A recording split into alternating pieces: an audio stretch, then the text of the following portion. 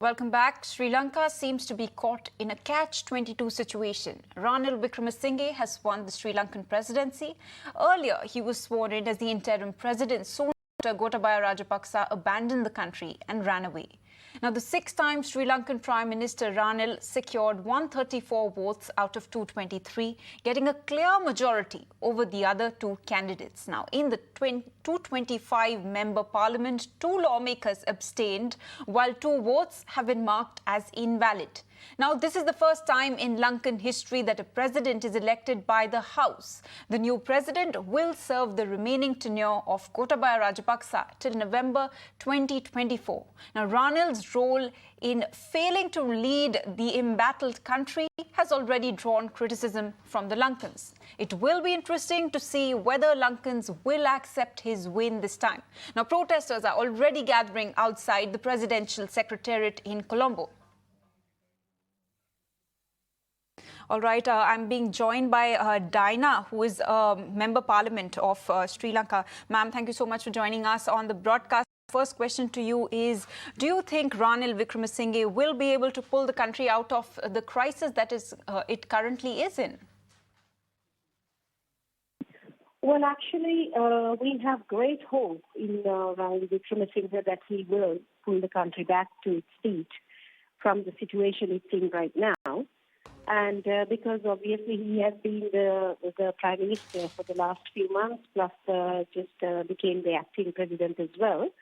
And whilst he was as Premier, he's been having discussions with the IMF and the international world and trying to get things sorted out. So we have confidence that he would be able to get this.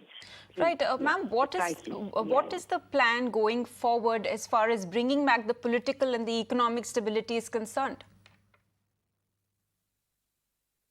Well, the plan is to have a kind of a national government, an all-party government, and getting the opposition as well to join in, and we are planning on, having a government as such, implementing government so that we could work together and go ahead with the economic system.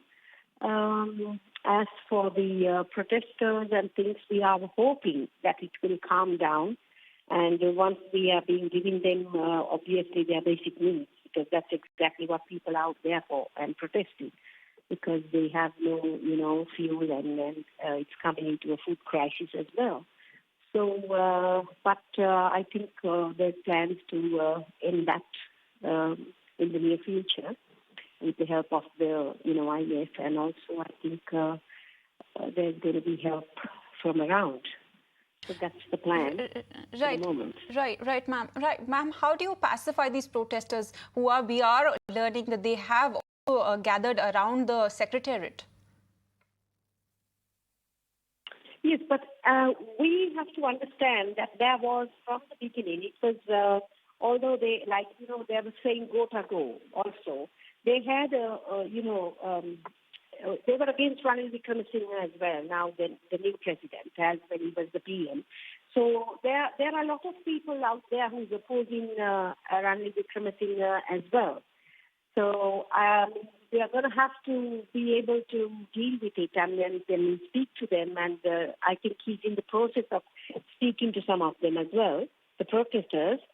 So we are hoping that we can come to some sort of a mutual understanding or an agreement on how to go forward with this president, and also hopefully a new PM that, and the new government.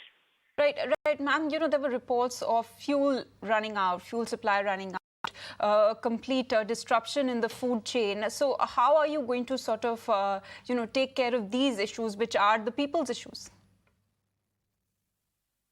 Yes, now right at the moment we started the food issue.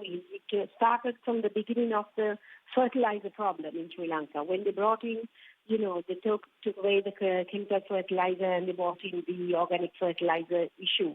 This all started from there. Now we are back again they have been given, the farmers have been given their fertilizer which is necessary for their farming, and also the fuel issue has been. I think tomorrow also we are getting a tanker in for the fuel.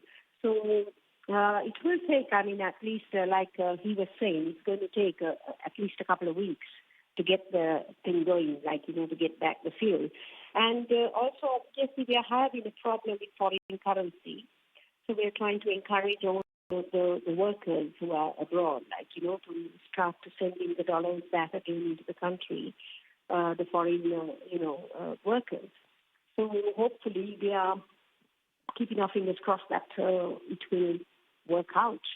Right, ma'am. There's a lot of, as far as Sri Lanka is concerned, there's a lot of reliance on imports. So are there any steps to make Sri Lanka self-reliant? Well, I have a feeling that the Prime Minister has got a lot of plans because, many discussions we've been having with him, he's got a lot of plans ahead. And I think he was just waiting to get this permanent, to be exactly now chosen from the Parliament, voted. And after now, once it's swears in, hopefully it will happen today or tomorrow. And once that comes through, I think he has got a lot of plans, how to work on this. Right, ma'am. If you could please continue to stay on with us. We have some breaking news that's coming in.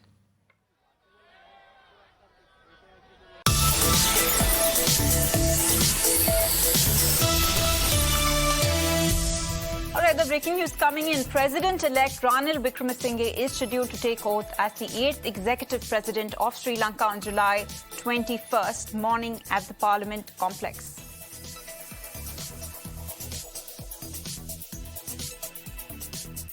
All right, going back to Ms. Diana, who is with us on the broadcast. Ma'am, we are getting some breaking news that Ranil Wickremesinghe is in fact going to be taking oath as the President of Sri Lanka tomorrow. Yes, tomorrow at the Parliament, yeah. He's going to be swearing in the Parliament, at the Parliament premises, yeah. Right, ma'am. Thank you so much for joining us on the broadcast and sharing your views.